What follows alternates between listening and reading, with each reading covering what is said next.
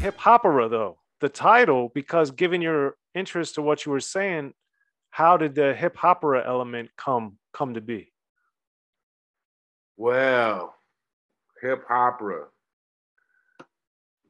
I felt like the style sounded like opera. I felt like when you, how was, I can't even. The Phantom of the Opera? Yeah, the Phantom of the Opera people. That's what my wife said. But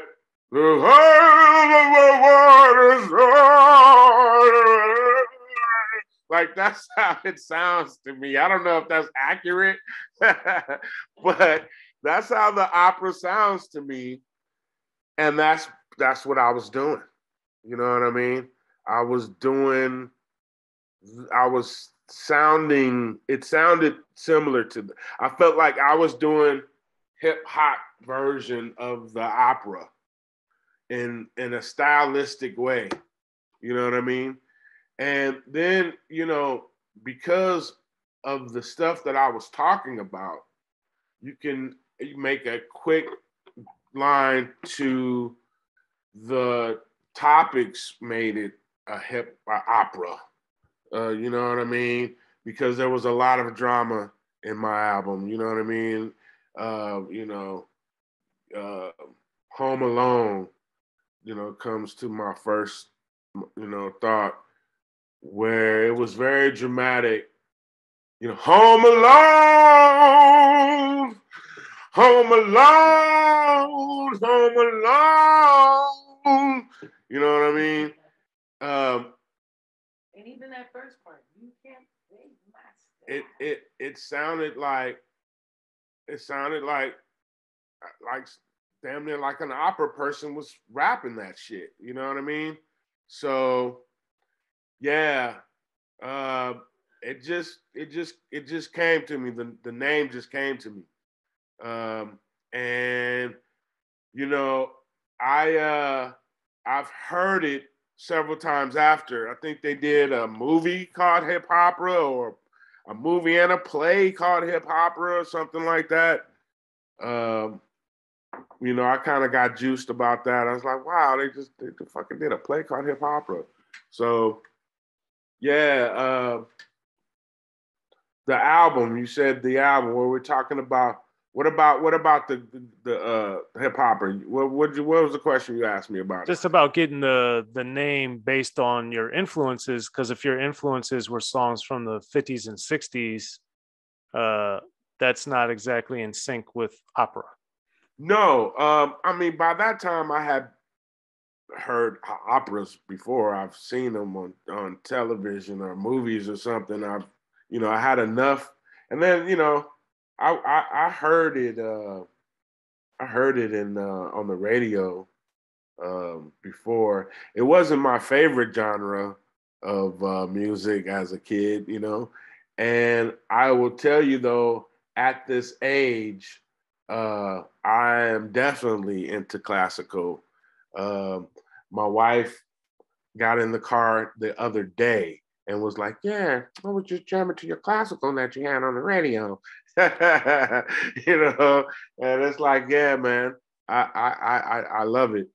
And now as an adult, and I know, I mean, everyone wants to talk about hip hop and everything, but you know, I want to say, as we're talking this topic, I want to bring Volume 10 as Dean Hawkins into it and say, well, which I dropped. I gave the masters and the artwork and everything to Daddy Kev Friday or something, 3 days ago. So I don't have any release dates for the album yet, but it's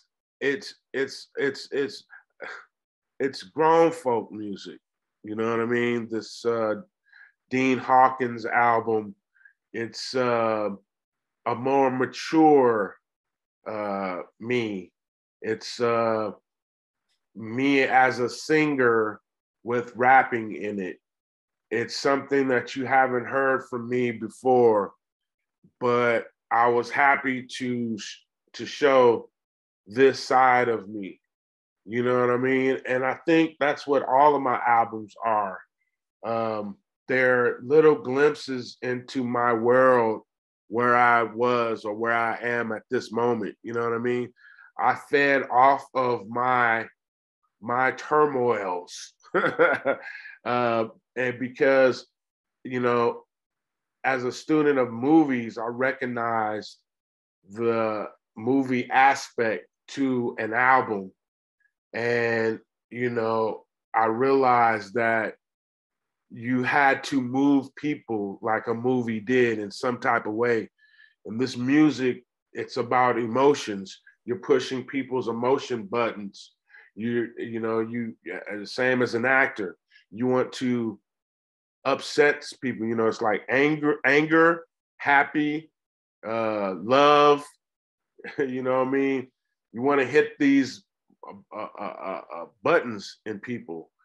And I think the best art, no matter what art it is making people feel something. And so that's what all of these albums are. Hip-Hopera, uh, Brain Damage, Akhenaten, Pawn Shop, now Dean Hawkins. They're all here for entertainment. That's part of it. But I also want to touch people. You know what I mean? And the singing thing is a way of me being able to touch on different nerves that I may not have been able to quite do with my rapping. And so I changed my whole, I'm not volume 10. So volume 10, you will always hear what you've always wanted to hear from volume 10, I think, which is hardcore hip hop. And, you know, with Dean Hawkins, I'm able to have a softer side and actually be 50 something years old. And, you know, JMD, I'm gonna bring up JMD again. He's excited for my singing stuff. You know, JMD is partly responsible for me singing because he told me I couldn't. He was like, you can't sing, volume, and don't try. Stay rapping. And I was like, man, that's telling me I can't rap. I mean, I can't sing. I'm not going for that. And so when I was done with the album close enough to where I can let someone hear it, I let him hear 4 songs. And he called me back immediately and said, I'm sorry, bro, you can sing. He said, you're the Keith Sweat of hip hop, but you can sing. Well, what did he mean? What did he mean about Keith Sweat? I don't think he thinks Keith Sweat can sing very well. What? Keith Sweat is great. Hey, he's okay. Here's the thing. He does good songs. He, you know, at one point he was the soundtrack of our fucking lives. You can't fucking deny that. And, you know, listen, I don't want to sing. I didn't want to sing, right? But no one wanted to write the songs that I wanted to write for singers. I've hit up singers all the time and I'm like, hey, let me write you some songs. And they go, oh, yeah, sure, you know, but nothing ever happens. I sit and I think like, damn, I'm one of the good, okay, I'm not going to tap my back at all. And I'm going to say, I'm one of the better writers in hip hop. And I'm sitting here going, why people won't allow me to write for them? You know what I mean? Like, that doesn't make any sense to me. So it started off in Brain Damage. I did a song. What was that song that I did in Brain Damage, babe? Hello? Well, my favorite on Brain Damage is the Eazy-E's Bloodline, I think. Yeah, people like that. Yes. That was my favorite on there. I like that. People, What's the singing song that I did on on Brain Damage? What was the one where you took a girl to a function? The Function. So I did a song called The Function on Brain Damage. I'm taking you to the function. All right, now I like it. I like the song. I wrote it for my daughter. I tried to get my daughter to sing the song. And she was just like, nah. You know what I'm saying? She didn't want to sing it. And so I sang it. And it's like, not that I'm a great singer, but I sang it. And I'm like, okay, so what did you think of the song, Function?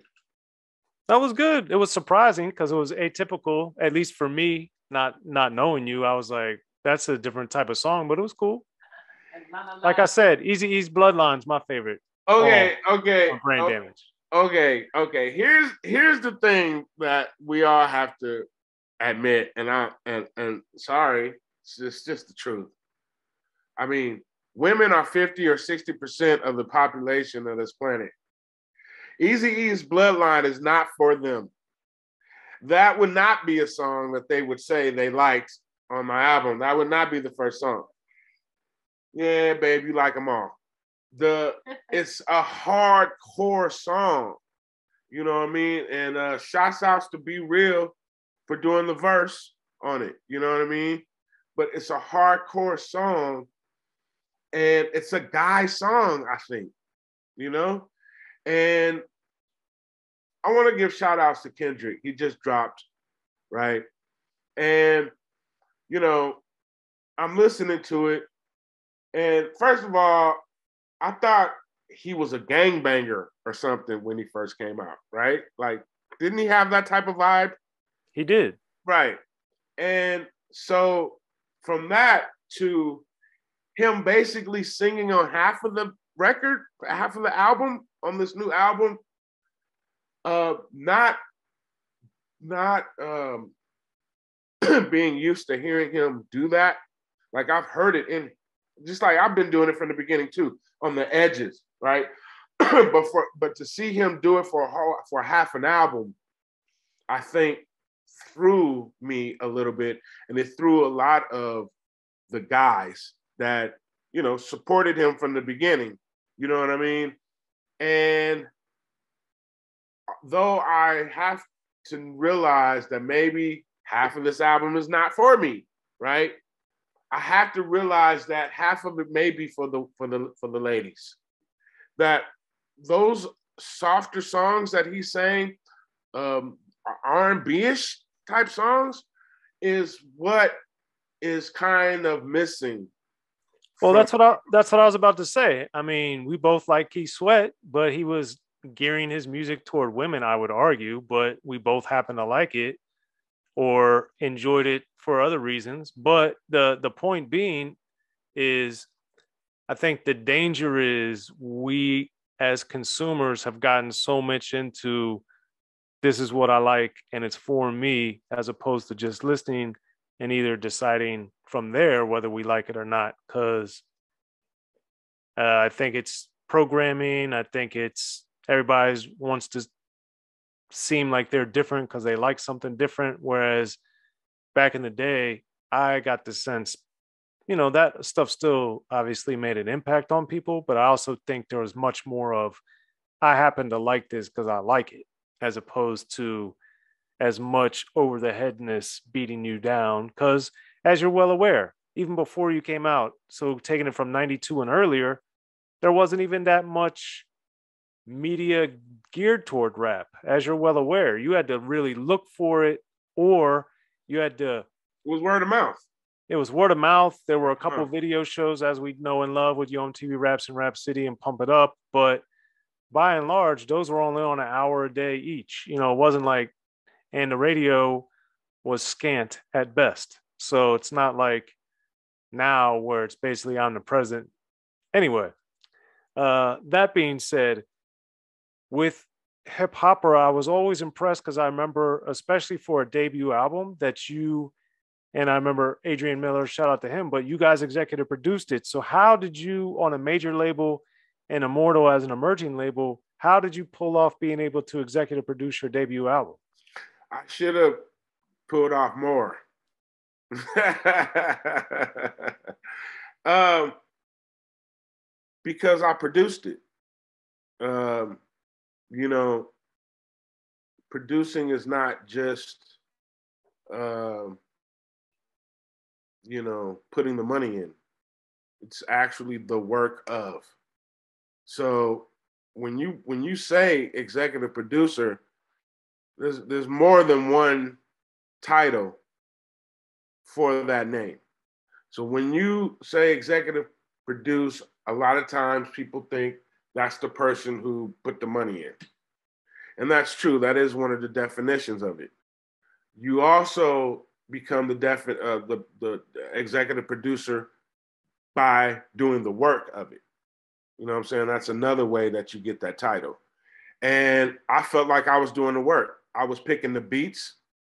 I was picking the artists. I was arranging the songs.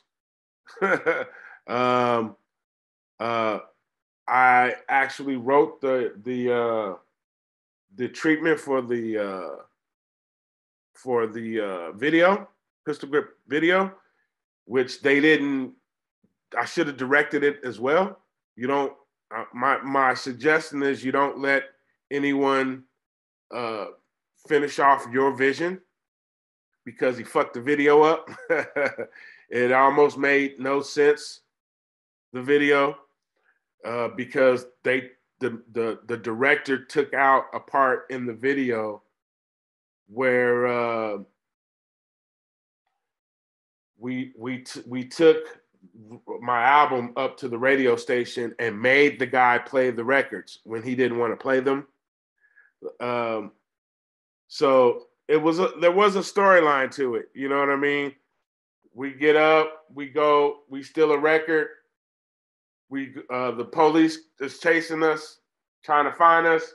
We take the record to the radio station, make the radio guy play it. We all blow up, right? And he took out the part where we made the guy play and so it didn't make a little sense. But yeah, I wrote the treatment for that video, and you know,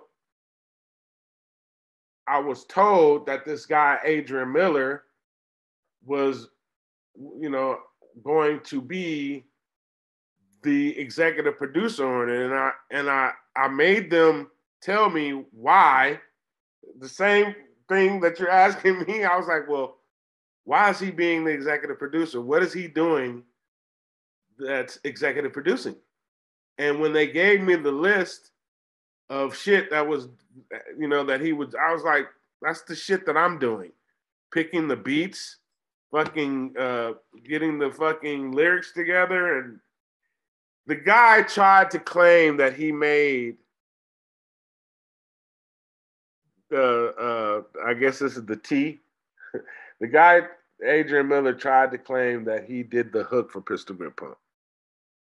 And he did not. You know what I mean? But anyway, yeah, I just felt like, well, fuck, am I doing some of these jobs that are considered the executive producer's job? And they said, yeah. I was like, okay, well then I fucking want to be an executive producer. Thanks.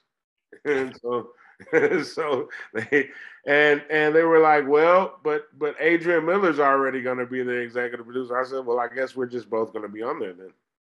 And so it happened. I was really in the position of running my own ship, and I didn't really know it. I was too young to have really understood where I was. You know what I mean? And that it wasn't something that happened all the time. You know what I mean? You're young, you're 18, you think, oh man, I don't give a fuck about this job. I can get another one of these jobs. And it's like, yeah, it ain't that easy. You know what I mean? The magnitude of energy that it took to get me to that point was, fleeting. You know what I'm saying? The older you get, the less energy you have for it. And, you know, I'm going to suggest to anybody out there that's young at it, and, you know, once you get a hold of the horns of the buffalo, or the horns of the, what do you call it? The steer, you got to hold on. You know what I mean? You can't let go, because you might miss your opportunity. There may not be another window for you. You know what I mean? There's a lot of circumstances in life.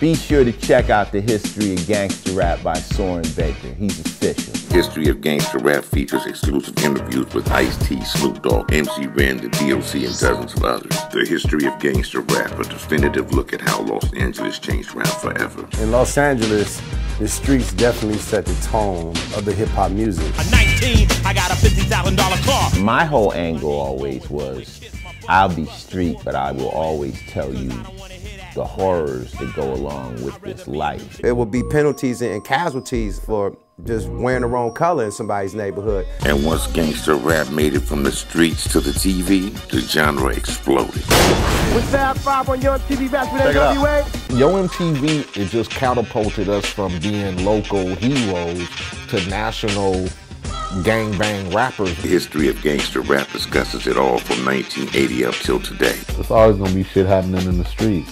You know what I mean? So it's always gonna be something to talk about. The History of Gangster Rap in stores now.